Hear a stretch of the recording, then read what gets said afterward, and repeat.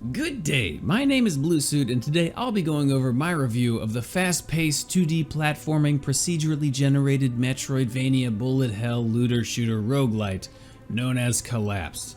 In Collapsed you play as one of 4 combat vessels, killing your way through a post-apocalyptic world and uncovering the source of your prior civilization's destruction.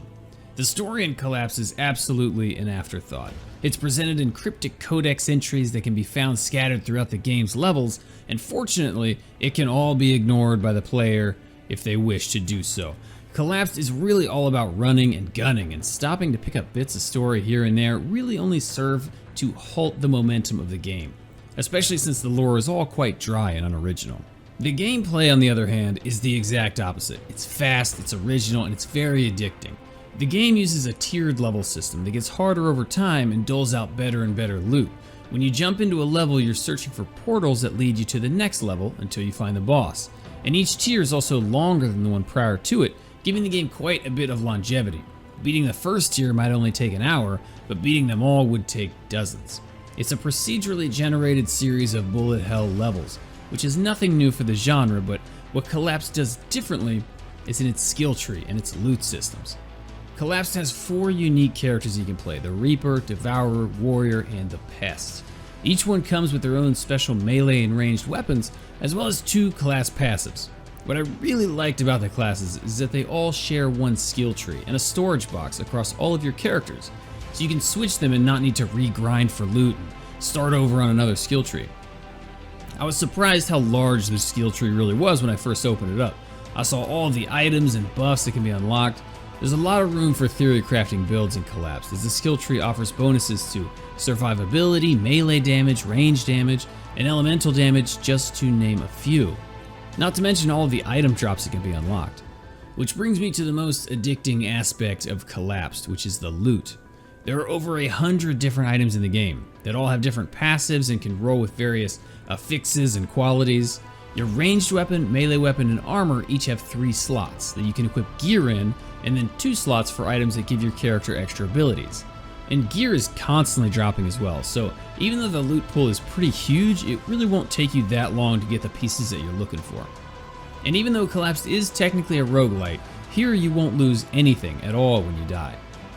The last really positive thing that I wanted to touch on before we get to the negatives is the level and enemy design. There were over 60 enemies in the game and 15 unique bosses.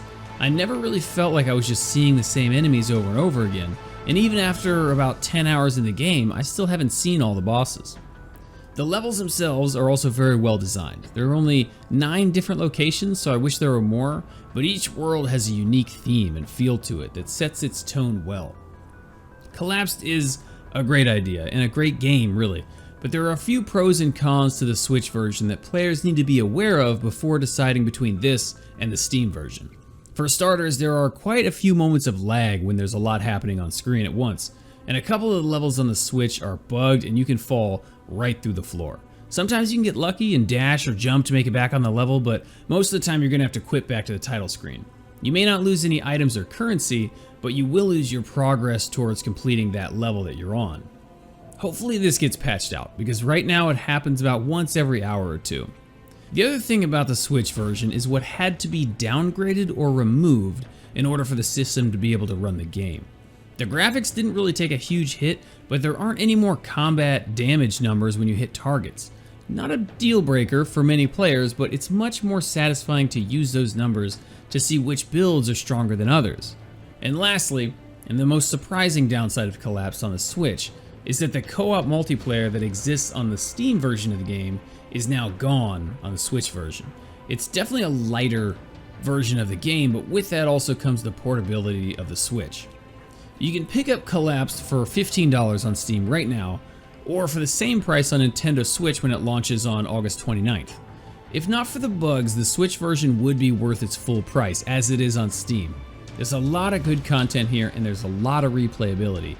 But in the game's current state, I'm valuing Collapsed at $13, specifically on the Nintendo Switch. I would recommend it to players interested in a 2D looter-shooter roguelite, but the Steam version is definitely superior, with portability being the only bonus for owning it on the Switch.